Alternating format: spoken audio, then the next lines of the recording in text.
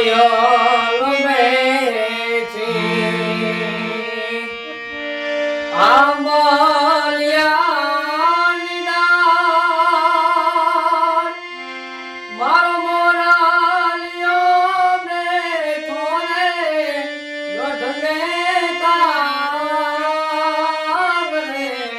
હે માણા હોશિયારિયા તમે કોયલ ને રે ઉડાડો હે આપણે મારું નામ રાઠોડ શુભમ જયંતિભાઈ છે.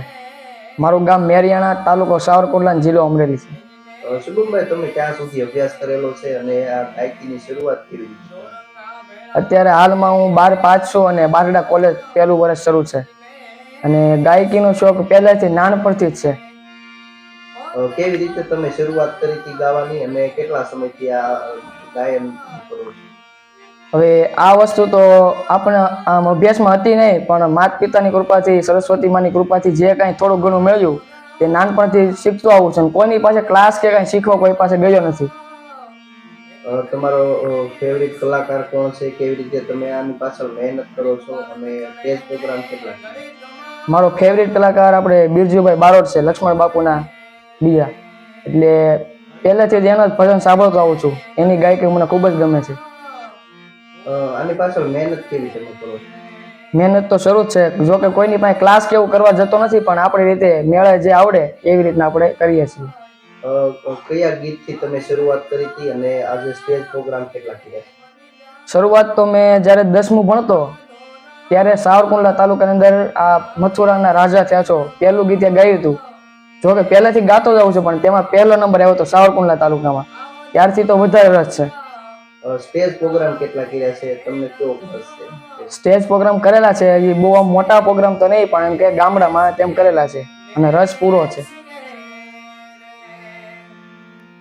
કાનો નાથ મારો રાજા રણછોડ છે, હે મને માયા લગાડી હે. દ્વારિકાનો નાથ મારો રાજા રણછોડ છે, હે મને માયા લગાડી હે. તમે મને માયા લગાડી મારવાના, તમે મને માયા લગાડી મારવાના, એને મને માયા લગાડી હે. સુદામાનો મિત્ર મારો દ્વારિકાનો નાથ છે, એને મને માયા લગાડી હે. દ્વારિકાનો નાથ મારો રાજા રણછોડ છે, એને મને માયા લગાડી હે. મારું નામ જયંતિભાઈ અમિતભાઈ રાઠોડ છે. મારું ગામ મેરિયાણા, સાવરકુંડલા તાલુકો, અમરેલી જિલ્લો. અને આ શુભમ મારો દીકરો છે. એને નાનપણથી જ તે આ ગાવાનો બહુ શોખ હતો અને હું એમને પૂરો સપોર્ટ પહેલેથી આપતો જ આવું છું. પહેલાં જ શરૂઆતમાં એ દોકડ શીખતો, ત્યારે એ ઘરે ડબલા વગાડીને દોકડ શીખ્યો હતો. પછી એમ કરતાં કરતાં નાનો બેન્જો મેં બગડાણાથી લાવી દીધો હતો એમને, અને એ બેન્જો શીખતા શીખતા એ હાથે જાતે પેટી શીખી ગયો છે. એટલે એને બહુ નાનપણથી રસ છે. એટલે મને થોડોક એવું થયું કે દીકરાને આપણે આગળ વધે એવું કરીએ. ત્યાર પછી એને મહેનત કર્યા કરાવું છું અને મહેનતી પોતે કરે છે.